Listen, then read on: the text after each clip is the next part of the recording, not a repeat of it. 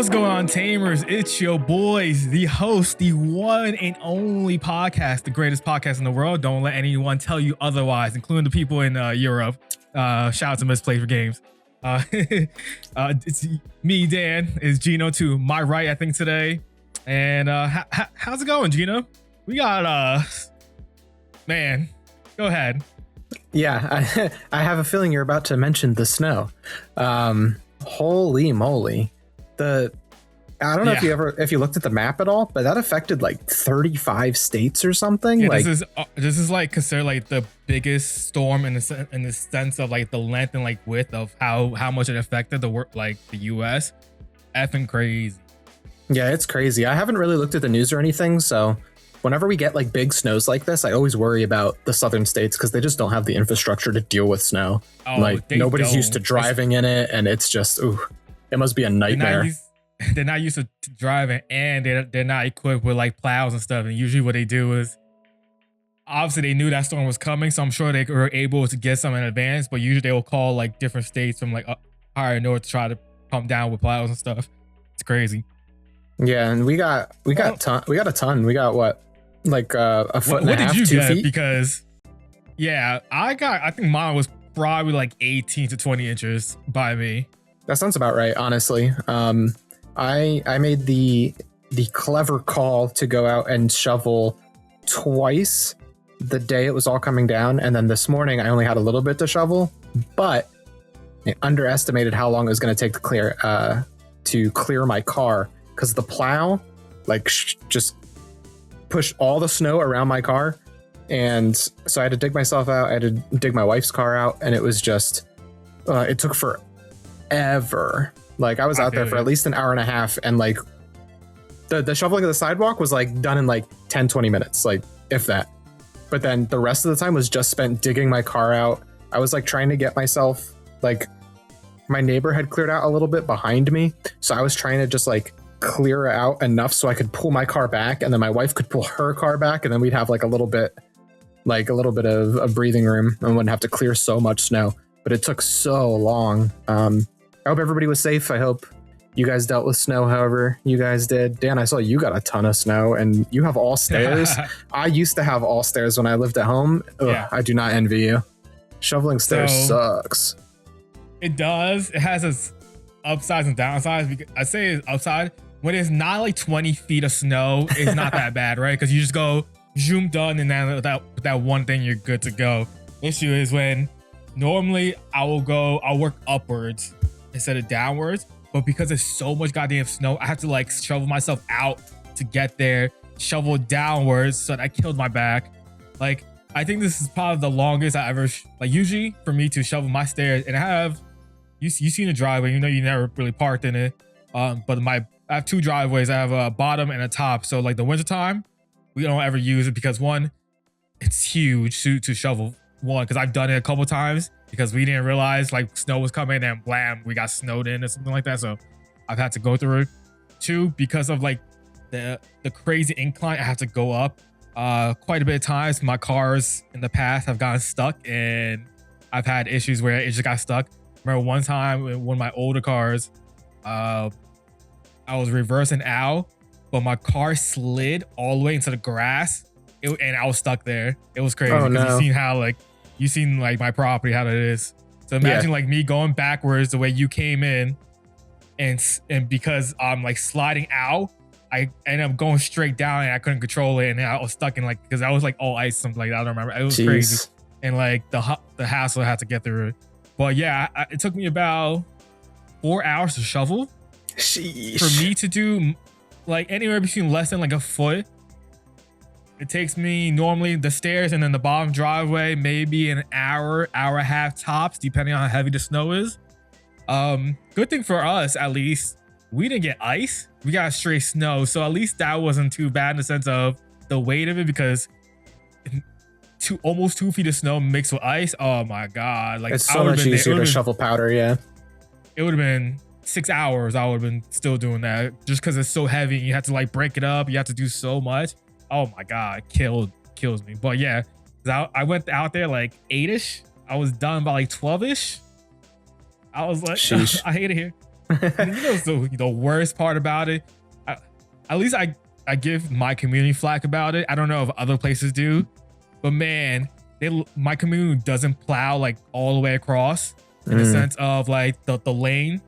So like I have to shovel out like another like 5 inches of snow that's not mine to shovel. Like I understand you're not trying to plow people in, but yo, just do it so I don't have to worry about it at that point. And then I swear to God, this guy was like purposely trying to like avoid going past me, because every time you go by, and I will stop shoveling and hoping that he at least like plow the part that he left, and he would just go around every single time. I'm just like, yo, this ain't real life. I was like, all right, I see how it is, dude. Like, come on, crazy.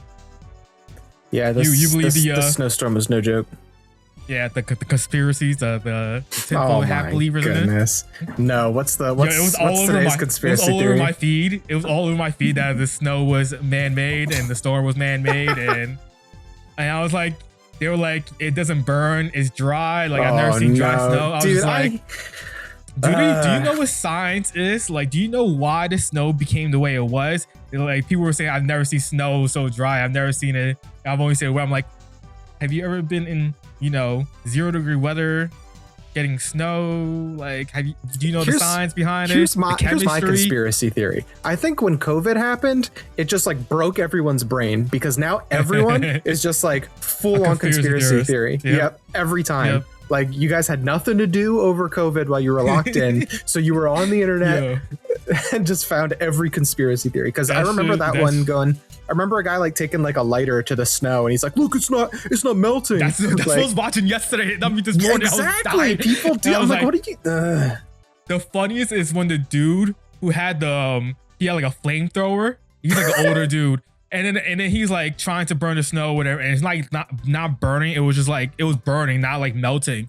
And I'm just like, did you put enough oxygen in that fire? It's just all butane. That's why. That's not how it works. Like chemistry, science, y'all people like forget what that is.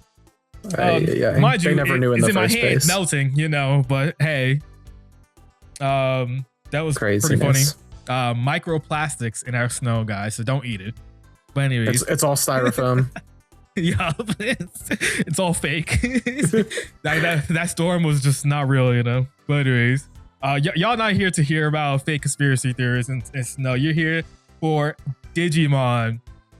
I don't got much of an intro, locals talk about. Unfortunately, because of the bad weather, I've missed 2 weeks now of locals, and 2 weeks in a row of not 2 weeks in a row, just 2 weeks in general of locals and pre-releases. I missed 2 pre-releases too, because I was going with Wilkes-Barre, but then that snow happened as well the week prior. What's crazy? What's convenient about the snow is every weekend lately, I'm just like, I just want to play Digimon. Listen, I work in the school system. Longtime viewers will know this. I want my snow to come during the week so that I get days off of work. Okay? Same. Like, please let it snow Monday through Friday, and leave it clear for Saturday, Sunday. Okay, Sundays is me and Dan's usual locals. So like, if it snows on Sunday, it's like, well, I guess locals isn't happening. So yeah, we didn't have a locals this weekend because the shop straight up closed ahead of time, which is definitely the right choice. Our shop is also Sunday. Yeah, it was on Sunday. So yeah, and our shop is in a location that gets a lot of snow, even if other parts of the state don't. Obviously this was an outlier, but just in general, you can expect if there's going to be bad weather, we might not just get a locals on Sunday. But I went to the 2 pre-releases prior, and they were both constructed. We didn't do what do they call that format when you sealed? We didn't do sealed format. I kind of miss sealed format every now and again, but I also just like to play constructed. But I won both pre-releases, and the one at our shop, I played Giga I just threw 4 Betamon X in and 4 Betamon, and I didn't throw any other new cards in. I just straight up Giga having the protection of Betamon X is great because Giga is such a strong card. So you go on your climb. I play a version that runs basically all your X antibodies and a bunch of cool boys. So you basically move out as you either move out as a rookie or as a Seedramon. But if you raise out as a rookie, then you go Seedramon. Now you're immune to battle as well. So now you're immune to battle and you have the Betamon X protection, assuming you have a perfect stack.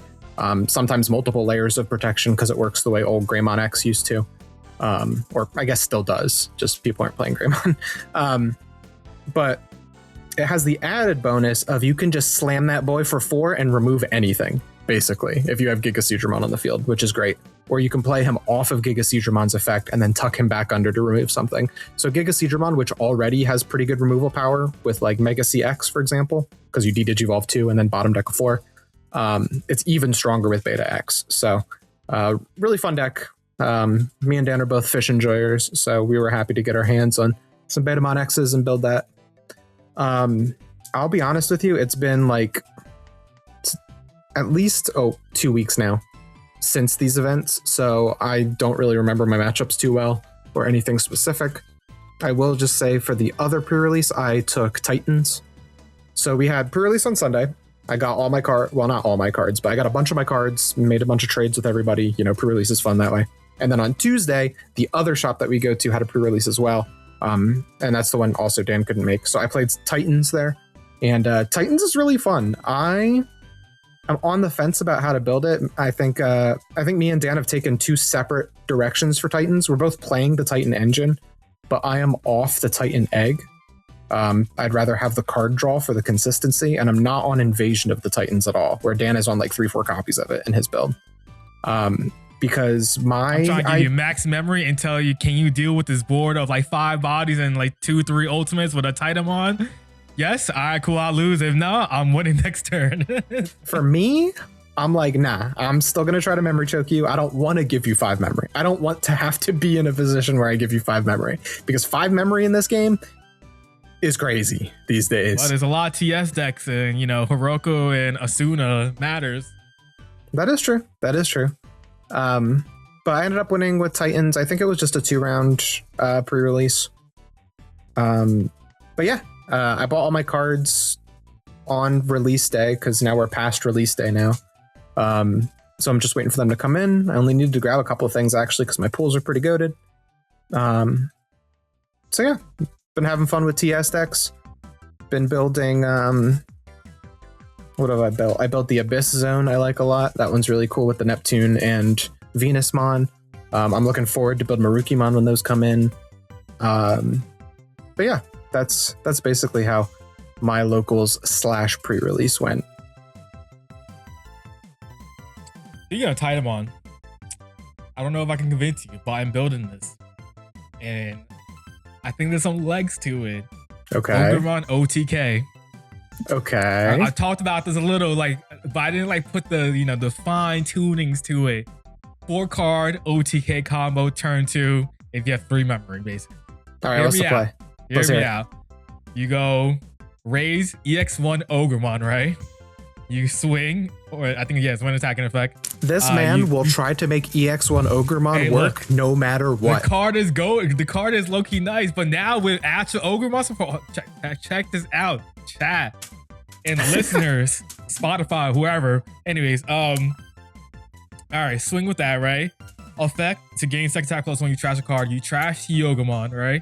Effect of the Sunamon, you play out the Hyogomon. Obviously, you get the draw, right? Effect, you give that EX1 Ogremon jamming and blocker. Right. You do your 2 checks, right? Boom. Now you go Demonic Disaster, kill the Hyogomon, whatever it is. Unsuspend Ogre, swing Ogre, effect again, trash another card. 3 checks. That's 5 checks. You want to know how you go for game? A Rashomon Superior Mode, baby. 4-card combo. I'm telling you, this is more efficient than Maruki OTK. Maruki OTK takes a lot, and that's easy to pull off sometimes. This only needs 4 cards, man. I think it's possible. That when attacking's not once per turn, huh?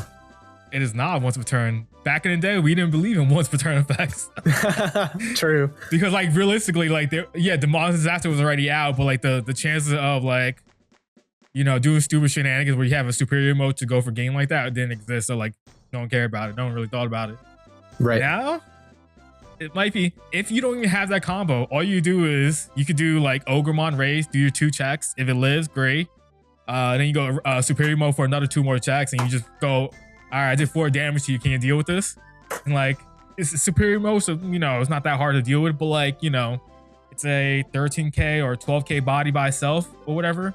So like, sometimes it could be, you know, hard, but I don't know. I think it has some legs. I'm keep messing with it, see how we consistently do it. You know? I see the vision. I get it. Mm-hmm.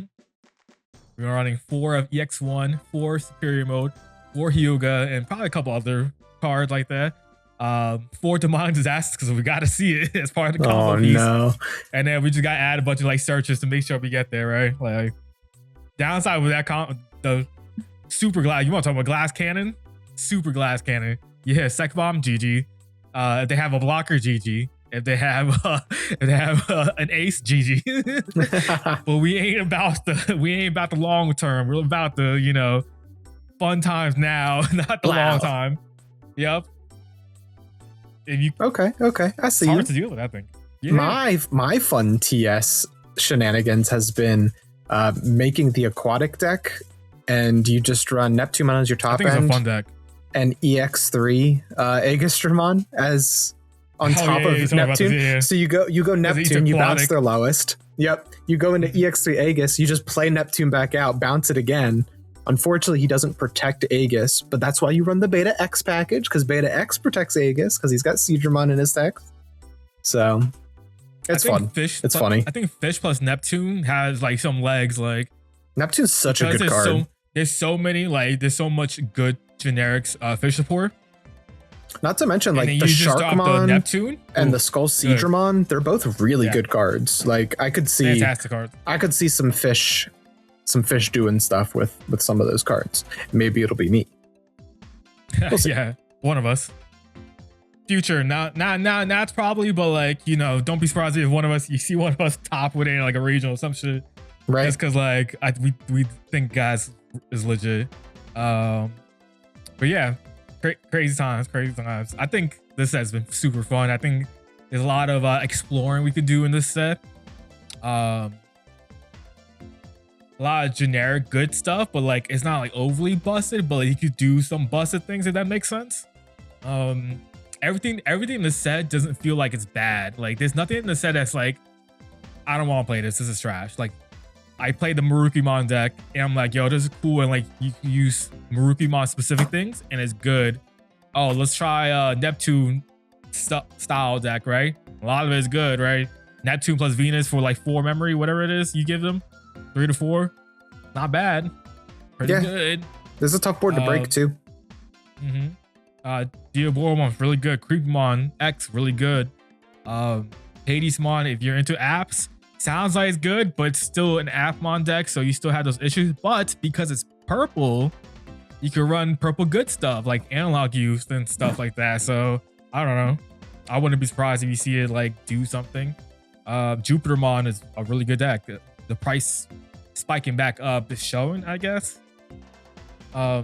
Titans is pretty good. I think Titans probably the most Titans I think needs the most exploring versus everything else. I feel like everybody kind of like, all right, we know what this deck does, but Titans feels like the most that can like benefit from more like exploring, more playtesting and stuff. For sure. Yeah, there's so much cool stuff in this set. And like Dan and Cannon are like the glue that holds it all together. Like being able to blitz anything is nuts. Yeah. That's how you do the Iliad Maruki OTK because of that. Like it's so good. So good. At any point your opponent could drop Cyclomon or Marukimon and swing for game. Like you just never know. Yeah, it's pretty tough. I really likes it. Like it feels like it like not power craft, but like it just like came out swinging, like, which is good to me.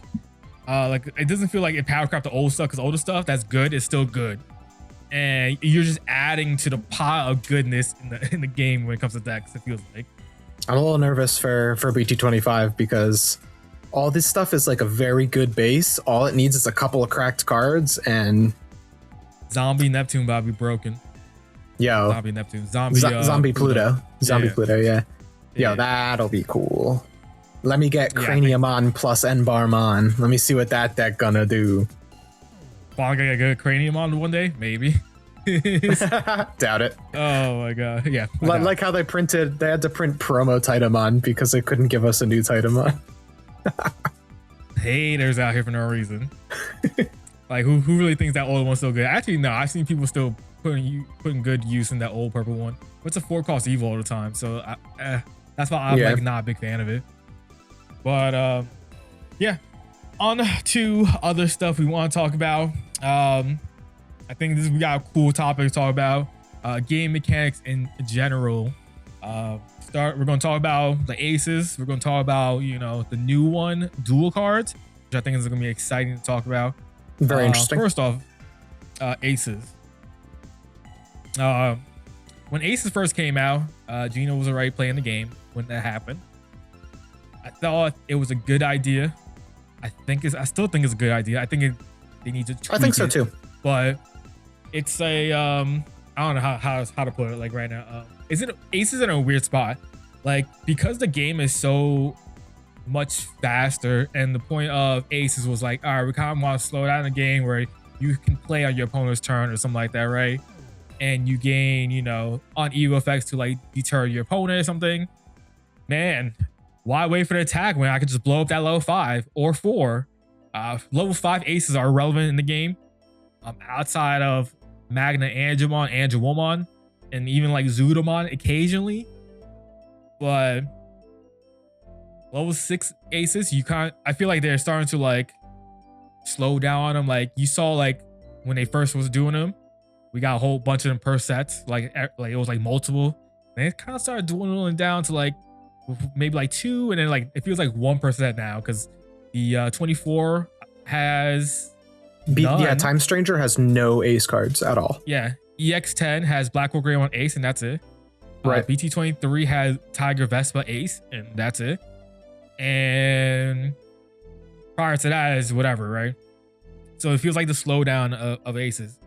So here's my first question for you. Why do you think feels like they're like slowing down aces? So there's a couple of problems with aces, and the main thing is that every deck is removing stuff on its climb now.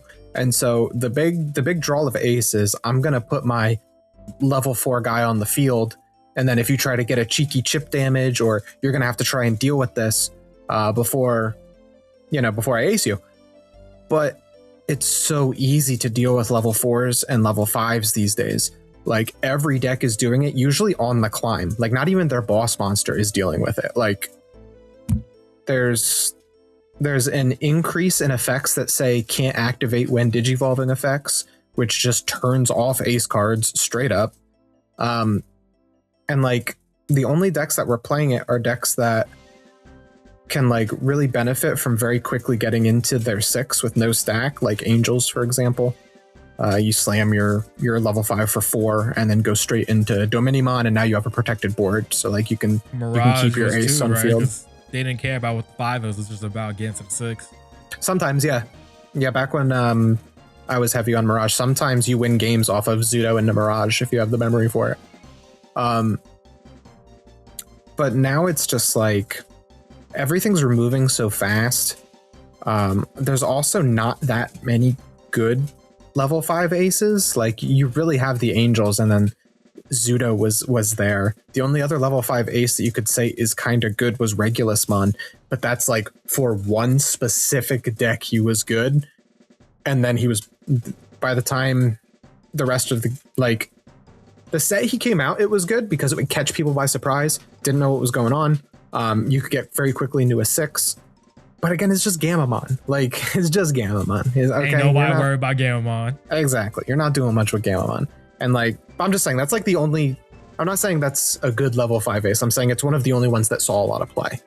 Like, when they first came out, everyone was trying to splash 1 or 2 in. But take a look at like the top decks right now. Besides like Royal Knights, like what decks are playing ace cards? Like Gallantmon might be on one that some of them run the war growl, some might run the crimson mode, but those are either closers or like extenders. Like the war growl is just good. Like I like it as a one of. I know a lot of Gallant players like it as a one of. But like our champion, natural champions believes in it. I do too. I think it's a good one of. But crimson mode, that's a game ender. That's not. Yeah. I mean, sure, you can use it as a gotcha, but like most of the time you're using it just to end game and swing for, burn security. And Royal Knights honestly works very similar. Here's Oryukin for free. It removes your board. You're not getting rid of it next turn probably. So now it safely goes underneath, and now I can use it to extend my kill turn. I can use crimson mode again to kill you. Like magnetic, no aces. Jesmon as a game ender, and that's only in the Genku version. Like I'm about to say Chess GX Ace is a card. Right. But like you're only on it to end games basically, or here's my immune board so I don't have to worry about my ace getting removed. Like removal, like even Mastimon builds are off Masty Ace and just are running all the good Mastimons. Like there's just not enough payoff for using an ace anymore. The effects on vanilla non-ace cards are so strong that like I don't know how you print a good ace card anymore. Like if it feels like your ace has to do a lot nowadays. So an example of a deck that that's considered a good deck now that uses an ace is probably Beelzemon. That Beelzemon ace is probably like the most perfect offensive and defensive card they've probably ever made, because like the way the deck works. So like you can use it defensively by stealing turn and like popping Digivolve, yada yada yada, right? And then you can do the same thing offensively. All right, I can gain memory, I can pop, I can Digivolve, now I can swing out Beelz X mill crash game, right? Right. And it feels like even in that, like the overflow doesn't like feel as bad, I guess you could say, because the way that deck works. But I feel like you have to use your aces differently than what the original intention was for it to be good, right? Like I think Black or Gray on ace is a good way of using the way it was intended, but in a better, safer manner, right? You go, I'm gonna force you to swing. And it doesn't matter what you're at, you can't do anything because I'm forcing you to swing. Obviously, there's some Digimon that have one attack and you don't want to do the one, make sure the one attacking ones, right? Like Progano, if it's on board, you don't want that to happen.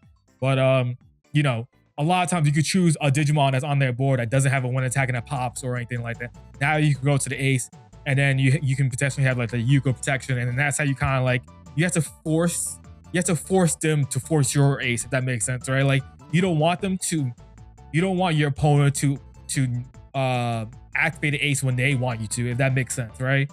Like, and so you have to use them in creative ways, it feels like, right? Tiger Vespa, they use it because you can OTK with it.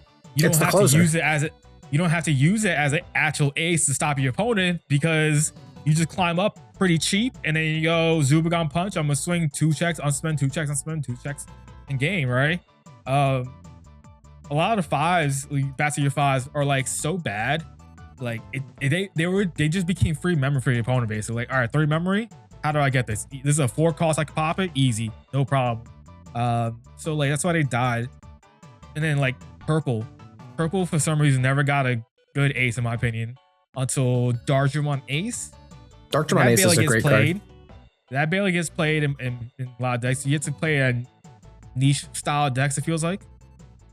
Because like a lot of purple decks that aren't purple hybrid don't want to run the space for it, or Dark Masters can run no problem because they have all the space they can, and they have no problem leaving a 5 on board and be like, all right, try me if you can't pop it type of thing, right? What are you gonna say? With the exception of Royal Knights, which plays a control game, and so it makes sense for them to have a control ace, i.e. Oryukin. All of the aces that are being used in the game right now are offensive. when aces were kind of meant to be a defensive card, like originally. Interaction on your opponent's board. Yep. But now it's like, well, now my ace needs to win me the game. Like it needs to win me the game, or like Beelzemon's so great for a win. Right, Beelzemon's so great because it has the turn steal potential. Like a lot of how many games over since aces came out, Dan? How many games have you done a silly play to bait the ace out so that you could immediately remove it and capitalize? So many times, right? Yeah, exactly. And like, there's no room for aces in the game right now. Like, it feels like it's tough. Like, you have to print a really good ace. Like Beelzemon ace is the gold standard right now. Yeah, and that was a secret. So that's kind of like a bit of an issue, I think. Oh, that makes him that makes him the second ace card in EX10 because he was a secret. Oh, duh, yeah. It's like my brain. Yeah. I was like, oh yeah, only Black Widow. Corpsemon was in that. The Corpsemon ace was in that set too, right? That's not a card. But that's not a real card. That card's so bad. Like, that's what I'm saying, though. So level 6 aces, it makes sense to have level 6 aces, right? You make the 6/6s, and then like, all right, you have a 5, but again, sometimes a 5 gets popped pretty easily, so that 5 needs to already have protection, and you have to go into that stack knowing you need to have protection, and knowing you're probably, somehow, I don't know, hoping that it doesn't get rid of somehow. Like, yes, we have protection, but there's many ways to get around certain types of protection if it's limited protection. So it's like weird in that sense. I think the other deck that can use the aces in a better way is Digivolve, just because now we have Digivolve X. If Digivolve X wasn't a card, because it gives protection, like, it's a one of. It's just a Digivolve ace is a one of at that point. The reason why you can use it good in a better way is because you can either like keep it in your hand and go Digivolve X and play it out, or play it from your source and then play it out. And then it has this synergy where being played out can activate other effects, and now you get this cool like synergy where the way the deck works now with Digivolve X. So like it makes sense to run, for me personally, like I have 2 of them in the deck. And Infamon, again, in certain situations, if you're playing against Hudimon, the Infamon has DP neck protection, so I don't care about, all right, I'll push this out. You're going to try to do something. Now I'm going to ace you and then I'm going to kill your Hudimon, something like that. Just quick example. Not saying that's every time, but like you have easier ways to deal with it. And Infamon has protection, because if you have that Infamon out or any of the Infamons, the 2 main Infamons, they're Digivolve and Trace, so you can have protection and you have tokens and whatnot. So it gives you that protection and it's okay. Like I won games now because I go Digivolve and ace, swing, pop a token, dies in security, I have protection, and then I go Digivolve X. So many times you can do stuff like that. For sure. But that's also a defensive and an offensive card because the way, deck works. So if your the ace doesn't do that, offense and defense, it's ass in today's game. Yeah. Your ace card needs to be in archetype and valuable to you, or be offense and defensive and just printed crazy. Like, you're not running Diaboromon ace in any deck but Diaboromon. Oh yeah, like you need an in art. Like, you're not. Okay, sure. Some fun decks run Beelzemon ace. Like I've seen it run in like Dark Masters, for example. But like you're probably only running that at high level in Beelzemon. Like your ace needs to be in archetype. If you're running Beelzemon ace in a non-Beelzemon deck, like the value you're getting on it is just not good. Realistically, you can run like the blast mode ace. And speaking of 7s, I think 7 aces was a good idea in the beginning, and then that also fell off completely because I think in the beginning they were considered like too strong. Like IPM ace, for example, was maybe like too strong or something. I don't know. And then you have now like the latest level 7 ace, Quartzmon. The hell is Quartzmon ace doing in comparison to like anything the game does in today's game? Like it just doesn't do much. Or you can ace is a good card, but Roy Knights, because the deck it was mainly for, doesn't really get played. Chronicles, whatever. Chronicles is a joke of a deck right now, unfortunately. Rip. So more support. So that card is being abused in Royal Knights. But Royal Knights, stupidly enough, breaks the mechanic of what an ace is supposed to be. Basically, like being able to just never overflow on your own effects is crazy. Good for them, I guess. That's what made me so mad. Oh my god, it's so dumb when they changed the breeding to be part of the field. Annoying. It's weird. So weird. So like, I remember this happened. I think it happened either at pre-release or the week before pre-release. I think it was at pre-release actually. One of our players, he every now and again when he wants to have fun and not really win, he plays this Gomamon X deck that he's built, which runs Vikemon at the top end. And we're playing, and I'm cooking him because I'm playing Giga Seedramon. My deck is actually relevant, at least a little, comparatively. And he goes, "Man, this sucks. I had IPM Ace in my hand the whole time, and there's never a good time to play it." And I'm like, "Yeah, man, it doesn't do anything." And my second thing is, I remember, I think it was the week before pre-release, Dan, you and I were playing Fun Decks, and I hadn't edited my Ice Snow deck at all. I sat down with you with the Ice Snow deck, and I'm like, holy shit! Like I got Zudo Ace in hand, I got Gabumon Bond of Friendship Ace in hand, and I'm like back then those were like decent tech cards. Now it's like, what am I thinking? Like, I can't play this deck. This does nothing right now. Obviously the deck was always a fun deck at that point, and at that point 2 weeks ago. Bond Aces on paper sound like they're really good. Being able to actually war from the rookie, from your 6, like it's really good on paper sound, but then it's like they just never, I don't know, they just didn't capitalize on what they could potentially be, I guess. Like it's tough. Aces are in a very weird spot because I think they're good. I think in broad spectrum of the game, I think they are good for the game. The problem is the way the game is being ran currently, where the game is relatively fast in comparison to like when Aces, which is crazy to say because people used to say that format, the game was getting way too fast. We need Aces to slow the game down. Now we just blew that out of the water in that sense. No, we just blow by that. Yep. Yeah. And we just go to the point of the Ace. If the Ace doesn't do anything, it's weird. So that's what I was trying to say. In hindsight, in globe of the game, I think Aces are good for the game. I agree. I think they should have a place for it. The downside is they have to be made to be cracked, it feels like. And if they're just not that, then you just don't run them, unfortunately. Yep. 100%. It's like, it's tough. Aces are in a bad position, and we have a first set in a long time that has no Aces in BT24, and I wouldn't be surprised if that's a trend because EX11 has no Aces as well.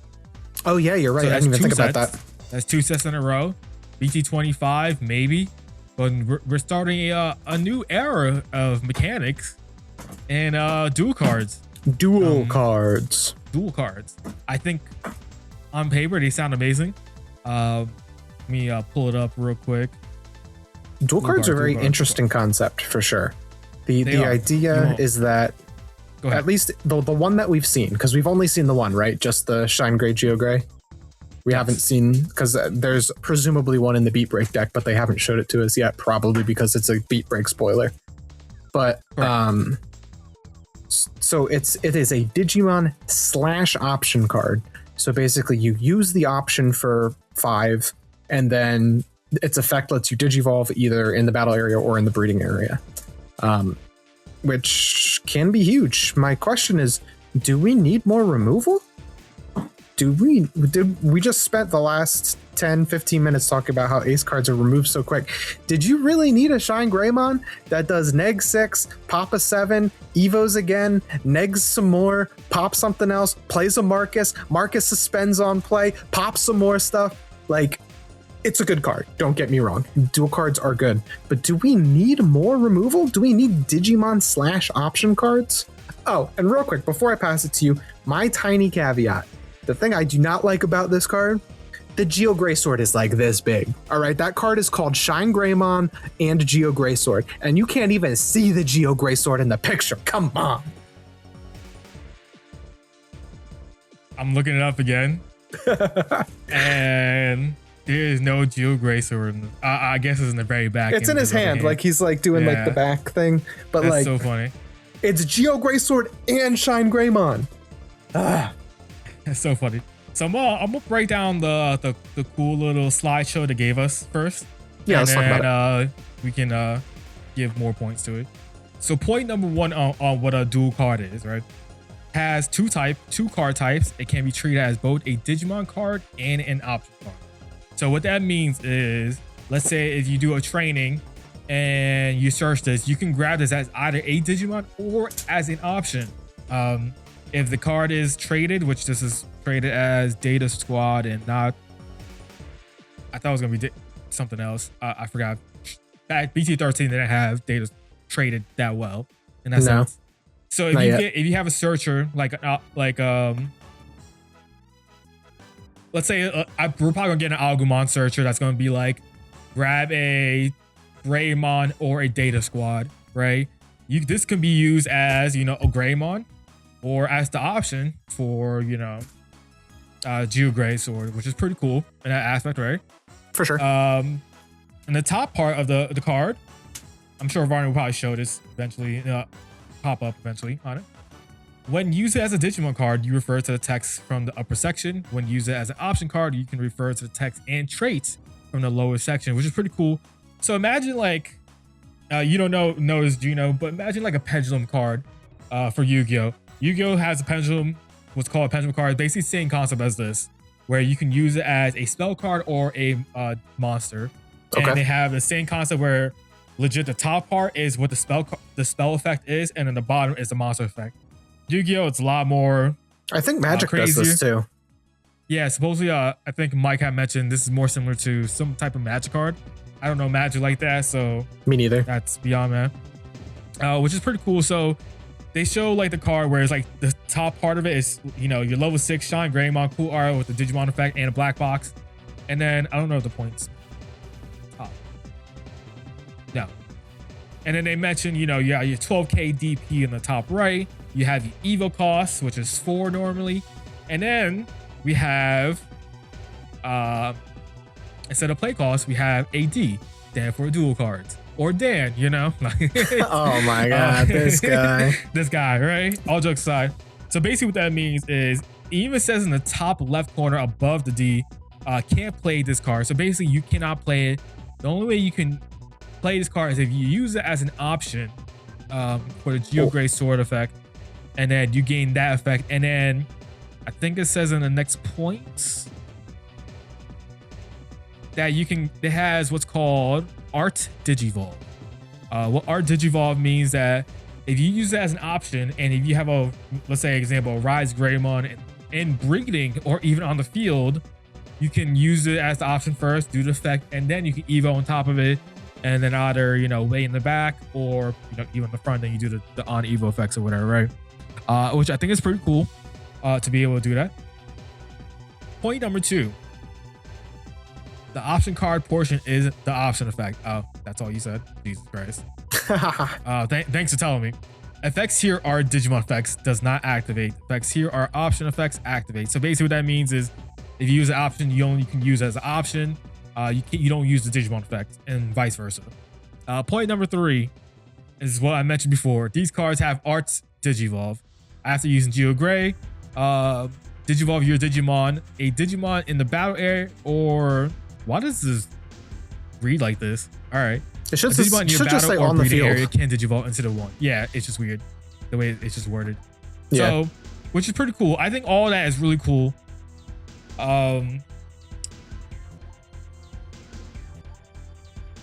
This card feels great to me. Shine Greymon desperately needs. I think this is probably the new 4-up, honestly. Just for how sure. good it is. No, this is great for Shine. So we'll just look at Shine real quick. So 4 cost Evo normally. He has a black box of a Rise Greymon name or Data Squad trait. So probably the starter deck and whatever BT25 is probably going to be Adventure Slop. So probably Data Squad Slop, I'm guessing. Which makes me a little sad. Sad, yeah, a little bit. We're gonna see what the cards it'll be do, fine. It'll be fun. It'll be fine. He has Raid, Piercing, and Sect Type +1. That's a lot. Basically, what they did was combine. They combined like two or three Shine Greymons into one. When Digivolve when attacking. So cool thing about this card, at least, like if you evo this into the back with the Arts Digivolve, you still are able to use the Digivolve, which is great. And what that is Gino mentioned before. You may play one tamer card with a play cost of 5 or less from your hand or trash while paying the cost. Crazy is this doesn't say Marcus, doesn't say a red tamer, it's just one tamer. So if a deck can use this outside of like, you know, Marcus and Friend and Shine Greymon, you can play this, you can play the tamer that you needed. So if you're able to use this in anything that's a yellow deck, like Murray, I don't know, other yellow TKs, whatever it is that you want, you can use this in, you can, and it will work. Then one of your opponent's Digimon gets -9 for the turn, which is pretty good. And then the Geo Greysword, like Gino mentioned before, use a 5. So it costs 5 to play it. It needs requirement is Data Squad, or you meet the color requirements and get red and yellow. Main, one of your opponent's Digimon gets -6 for the turn, and then delete one of your opponent's Digimon with 7k or less. Card is phenomenal. I really like. What does this before for you, the future? Before you jump in, what do you think this apply? Before you jump into to everything that comes after, I just want to make one very quick observation. I love the use requirement box.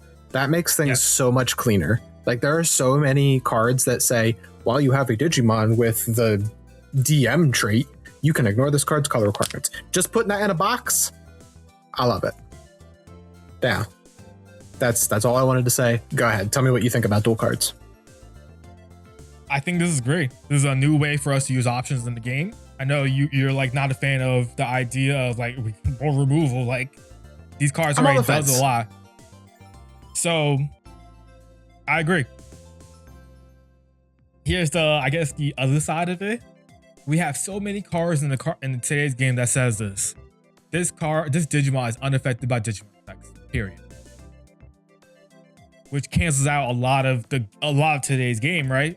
95% of most decks, outside of very select few, don't run option removals nowadays. Option removals are like obsolete. It's like the Stone Age, right? Your options in today's decks are about consistency and speed in mem boosts, trainings, and scrambles. Most decks don't have space to run, you know, a Gaia Force or whatever in a deck. The only 2 decks I could think of off the top of the head that run options consistently, Purple Hybrid and Gyelzamon. Rivals Barrage, because Rivals Barrage and Death Slingers have other effects that help your game plan if they get milled. So like options don't really be used like that.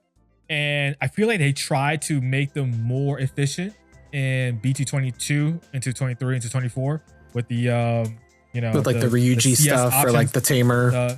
The CS options where they're like 5 costs and then you do a bunch of whatever. They delay on the field. They barely got played. They get played a little bit. You see sometimes a little Hootie deck that's one a little, or two, you know, couple cards, you know, couple options, specifically Kama Hammer, because that's probably the best one out of all of them. And people still like, I'll take all these boosts and I'll take these tamers that let me search and I'll continue playing the game for the Digimon, right? Justimon is an outlier because the whole deck's about options. Outlier. Tsukuyamon is an outlier too because that whole deck's also all about options. But because in that deck, Tsukuyamon makes it for free. Like you play those options for free, so might as well, right? And they're cheap normally anyways. Anything else? I guess nowadays red decks are attacking the the Crimson Blaze. You gotta run like, Crimson Blaze in this day and age, baby. But even prior to them being forced to use that, didn't use it anymore. So I think that's why it's good that we're getting these dual cards. It frees up deck space. Like, how many times have you thought of like, ooh, like so? a little bit? All right, explain that point. In a way, let's put it this way. Like, let's talk many formats ago. You and I have had the conversation of, man, I would really like to fit a Sunrise Buster. I'd really like to fit a Final Shining Burst because it answers, I forget what card in the meta was around at the time, but you're like, man, I really need a Final Shining Burst.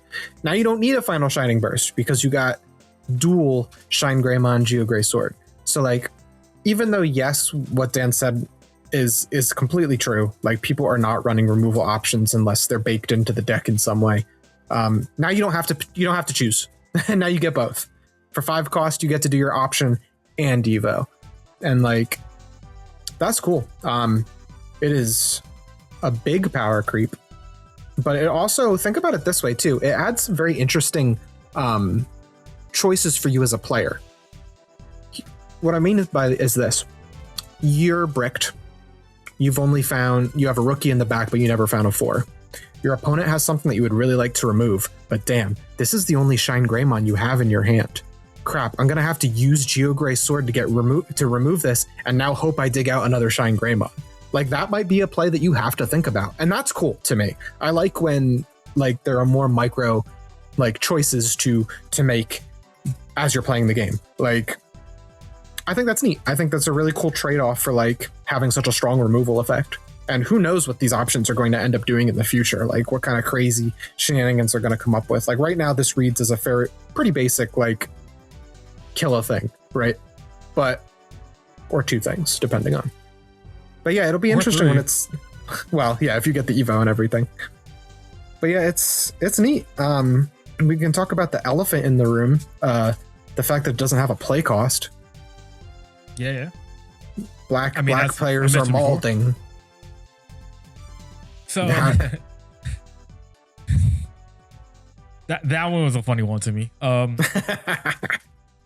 So the biggest gripe with that, right, is that it has no play cost, which means this is people complaints are that it nerfs black decks, because most of black ducks, yeah, okay.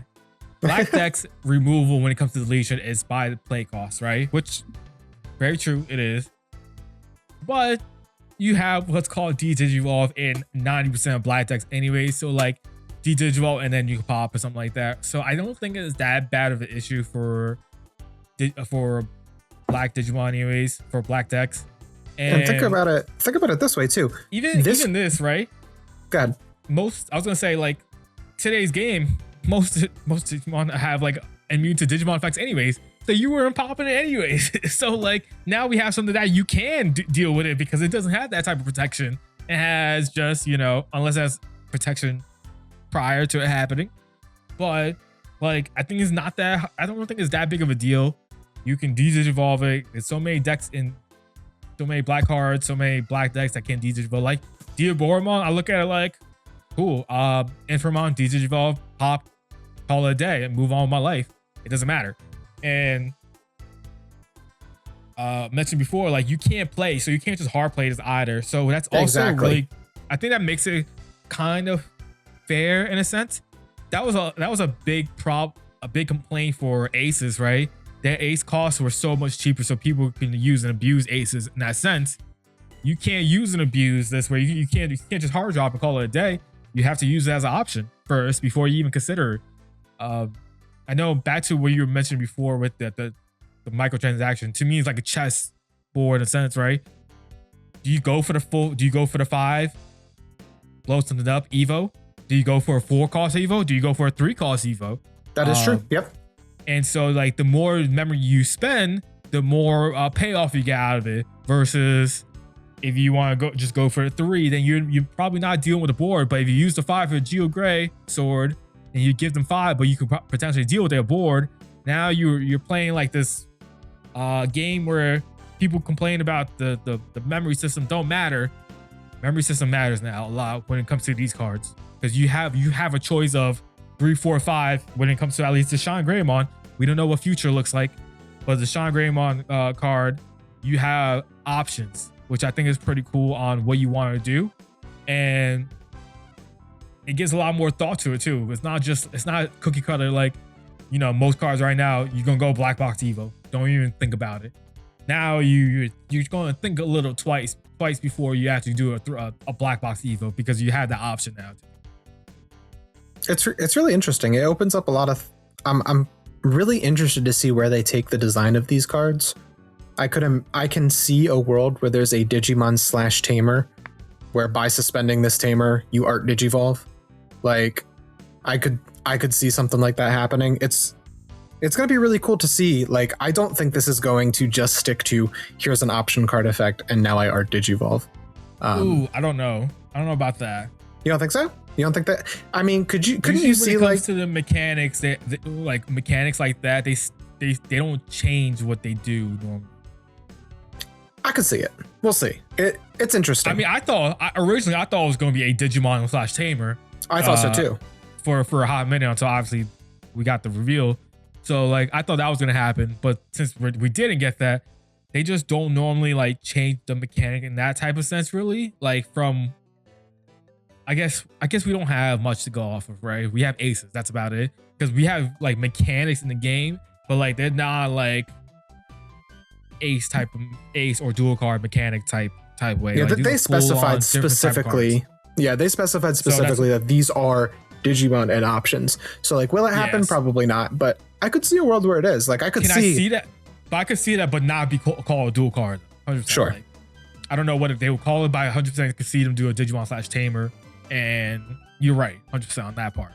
But when it comes to what this is, I just don't see it in that sense.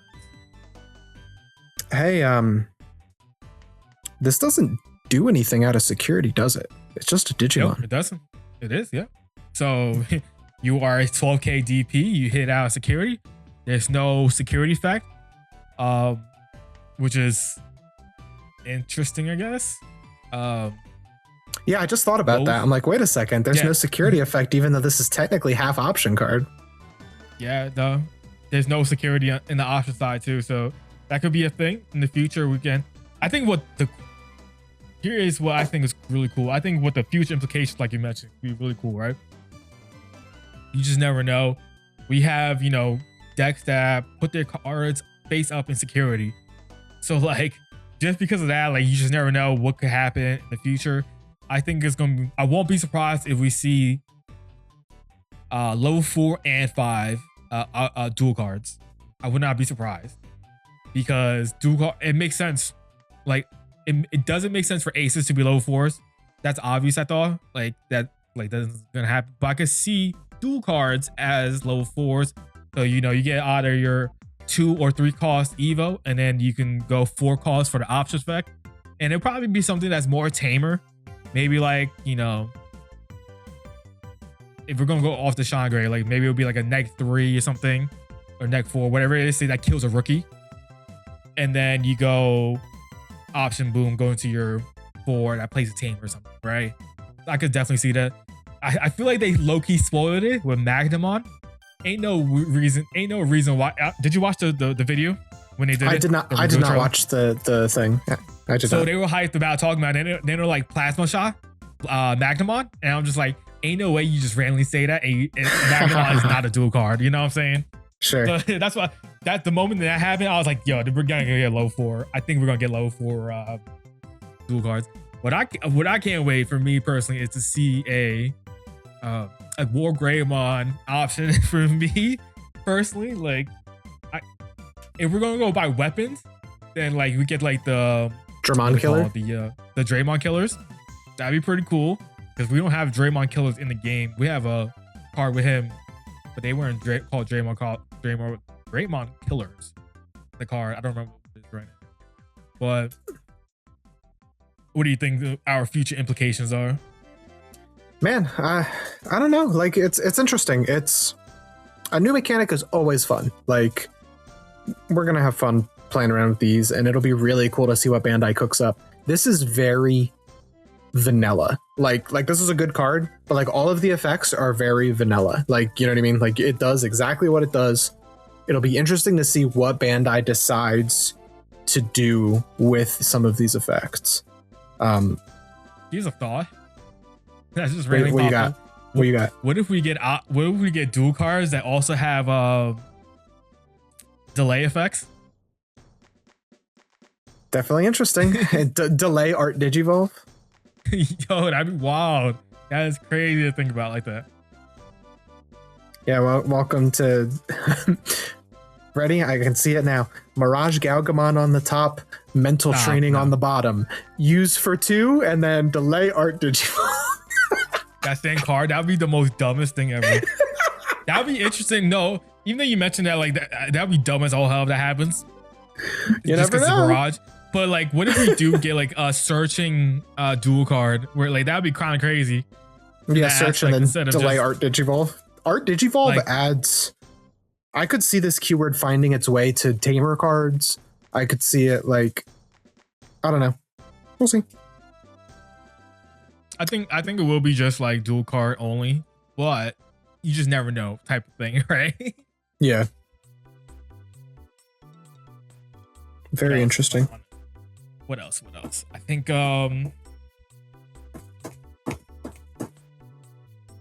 what's going to be scary is I think what would potentially be scary is if because of these cards we get more Magnamon X style protections.